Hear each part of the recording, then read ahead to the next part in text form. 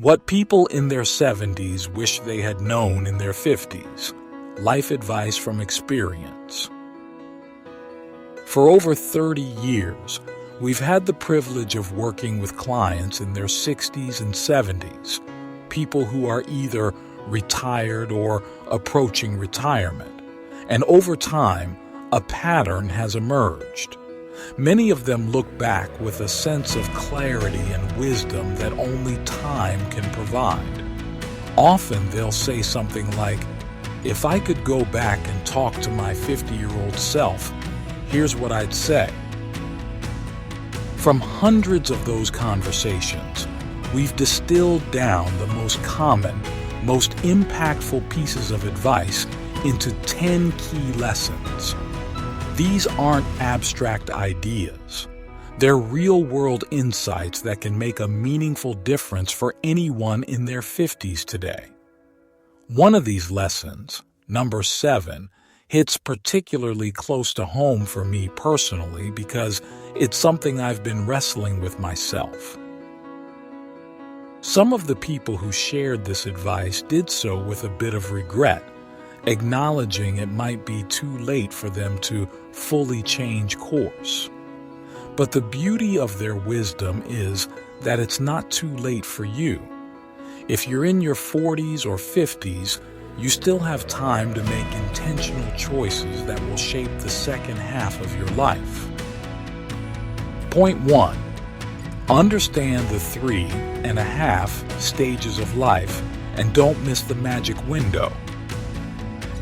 One of the most profound things retirees reflect on is how life unfolds in stages, and how each stage comes with its own set of trade-offs. When you're in your 20s and early 30s, you usually have lots of time and plenty of energy and health, but you probably don't have much money yet. You're just starting your career, building your foundation, maybe raising kids or paying off student loans. Then comes your 40s and 50s, often referred to as midlife. This is where many people start earning a solid income and may even feel a sense of financial stability. You're still in good health, and you're more confident in your skills and identity. But the challenge in this stage is time. There's just never enough of it. Careers, kids, commitments, they all take up space in your calendar.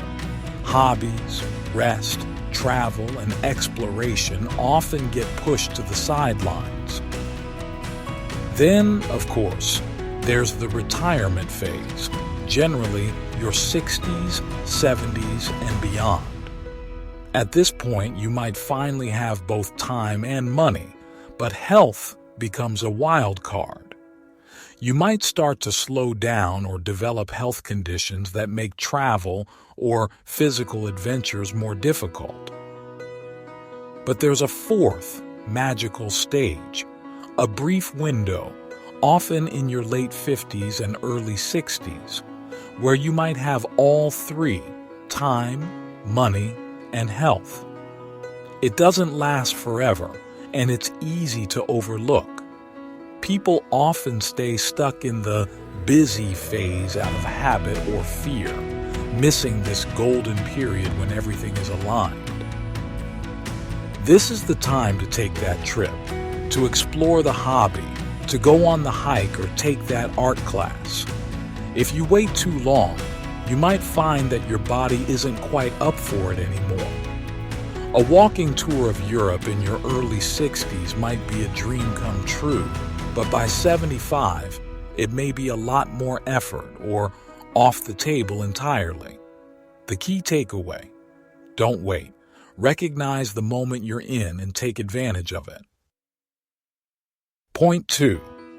Prioritize all three types of time, not just career and relationships. One of the most overlooked insights from those in their 70s is the importance of balancing the different types of time we all have. Broadly speaking, our time falls into 3 categories. Career productivity time. Relationship family time. Renewal recovery time. Most people naturally focus on the first two. Your career demands time and energy. It pays the bills and defines much of your identity. Then there's family, parenting, marriage, aging parents, friendships, and social commitments. These are important and fulfilling, but they can also be demanding. What often gets pushed to the background is the third category, renewal. This is the time spent recharging your batteries, investing in your own energy and spirit. It's whatever fills you up, hiking in the woods, playing a musical instrument, woodworking, going to a sauna, cold plunges, meditation, or playing tennis. The activity itself doesn't matter as much as how it makes you feel. If it energizes you and makes you lose track of time, it's worth prioritizing.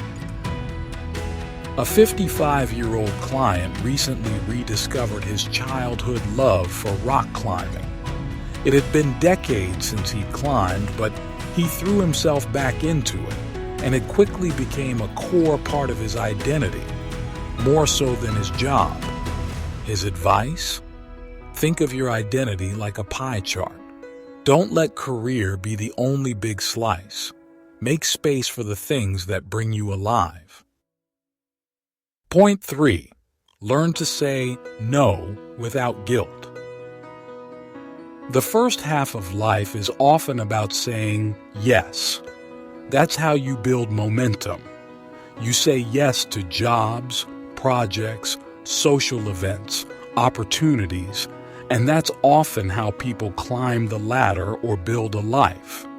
But there comes a point, especially in your 50s, when continuing to say yes to everything starts to become a drain. The advice from those in their 70s is this: learn the power of a thoughtful no. Say no to things that pull you away from what matters. Say no to obligations that don't serve you. Say no to energy vampires, pointless meetings, or one more commitment that robs you of recovery time. Start protecting your time and honoring what gives you peace, clarity, and joy. Point 4. Time is more valuable than money. Treat it that way. There's a common saying, time is money. But retirees will tell you this is a flawed idea. Money can be lost and earned again. Time? Once it's gone, it's gone. No refund, no do-over. By your 50s, your money might even be earning more money for you through investments, but your time is only getting more scarce. That's why it's critical to be intentional about how you use it. Spend your time like the precious currency it is. Many of our clients have found that by investing time and money in their health, they're actually buying more healthy time. Exercise, eating well, sleeping enough. All of these can extend the phase of life where you're active and able to do the things you love. In other words, they help extend that magical triangle where you have time, money, and health. Point 5. You can't make more time, but you can buy some back. Another profound shift comes when you realize that buying time isn't just for the ultra-wealthy. You're already doing it in small ways, ordering takeout, hiring someone to mow the lawn, using a cleaning service, or getting an oil change instead of doing it yourself. One client told me he needed to pressure wash his deck. He could have done it himself and spent half a Saturday doing it. Instead, he hired someone, got 5 hours back, and used that time to rest and reconnect with his wife. He even said, I helped someone else feed their family and I got my time back. It felt great. Think of it this way. You're outsourcing something that drains you to create space for something that fills you. If you can afford it, do what you do best and pay for the rest. Point 6. Invest in your health, physical and mental. There's a story that sticks with me. A 69-year-old woman whose husband passed away suddenly. After going through the grief and logistical chaos, she decided to focus on healing, body and soul. She started doing yoga, walking regularly, eating well, meditating, and reading spiritual texts. When we met a year later, I barely recognized her. She was radiant, grounded, and looked 10 years younger. Her transformation wasn't about vanity. It was about vitality. She told me, "I feel like I added a decade of healthy years to my life." That's the power of focusing on health in your 50s. You don't just extend your life, you improve the quality of the years you still have. Point 7. Don't get trapped in the status game. This one hits close to home. It's something I've struggled with, and it's incredibly common, especially for men in midlife. We're talking about the status game, buying things not for their utility or enjoyment, but to prove something. One client bought his dream car after retiring, a Porsche. It had been on his bucket list for years. He could afford it. So we added it into the plan, and it made almost no impact financially. Great. 6 months later, the shine had worn off. He admitted, "I probably should have rented one for a month. That might have been enough." The takeaway: rent the experience before you buy it. Or at least ask yourself, am I doing this for joy or for validation? There's nothing wrong with nice things, but make sure they're for you, not for appearances. Point 8. Expenses often go up at the start of retirement, not down. Contrary to popular belief, retirement doesn't always mean spending less, especially in the early years. Many clients enter what we call the go-go years. They travel, remodel, pursue hobbies, dine out, and enjoy their freedom. It's common to underestimate expenses in this phase.